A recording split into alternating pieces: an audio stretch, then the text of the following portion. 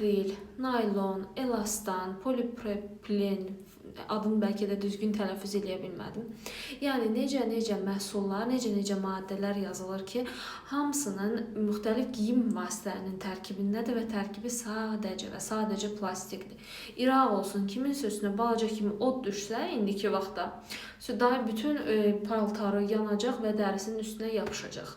Gəlin bu videoda bu tip geyim vasitələrinin insan bədəninə nə dərəcədə böyük zərər vurduğunun daha aydın araşdıraq. Belə ki, ilk öncə geyim vasitəmizin ən çox təmas etdiyi yer dəridir və dəri zərərlərindən başlayaq.